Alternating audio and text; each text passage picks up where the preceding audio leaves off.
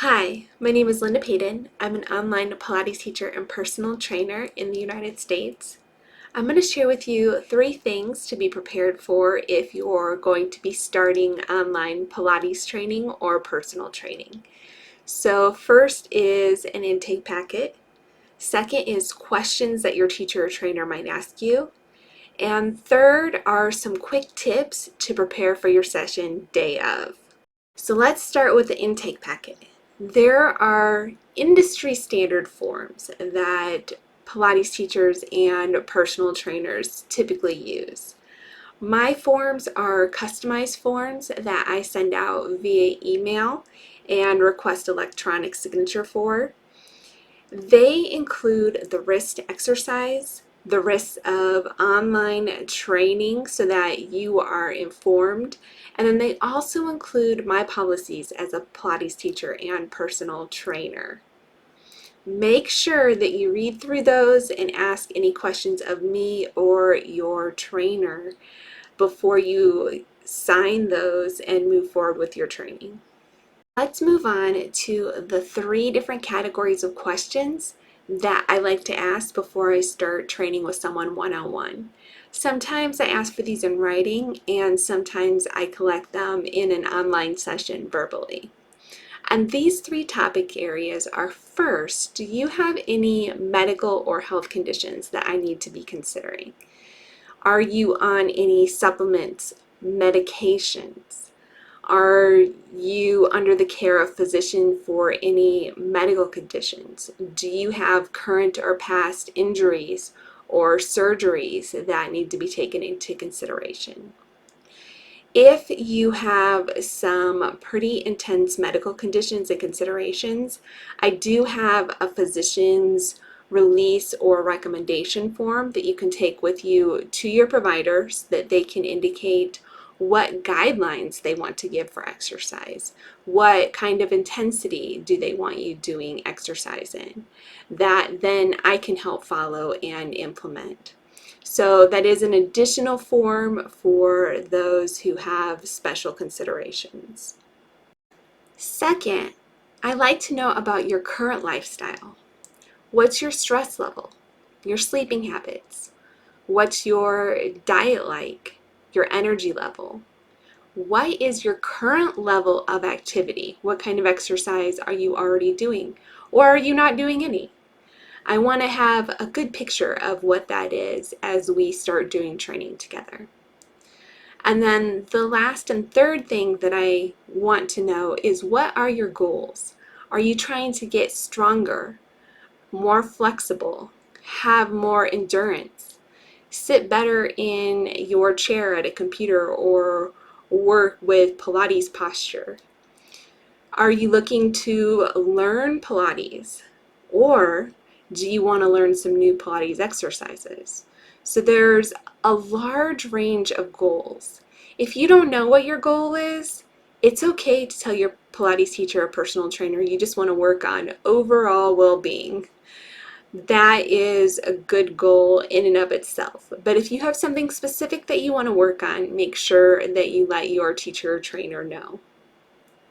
So I'm going to quickly summarize those 3 questions, which are about your medical and health status, your lifestyle, and then your current goals.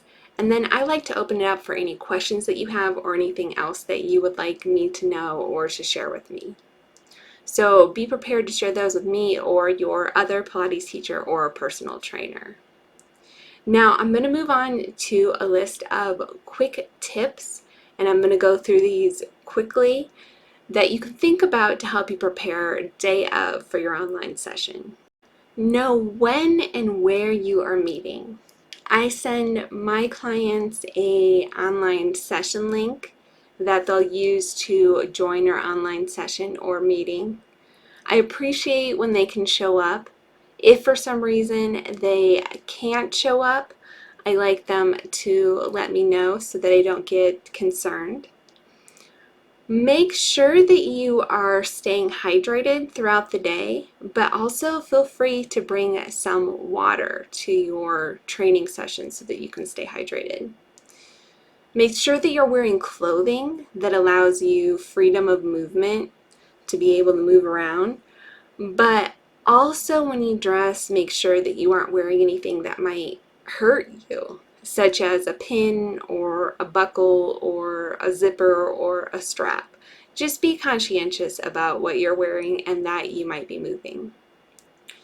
It is probably better to plan to eat a big meal after your training session rather than just before your training session, because the blood flow and the energy when you're digesting food is going to the gut.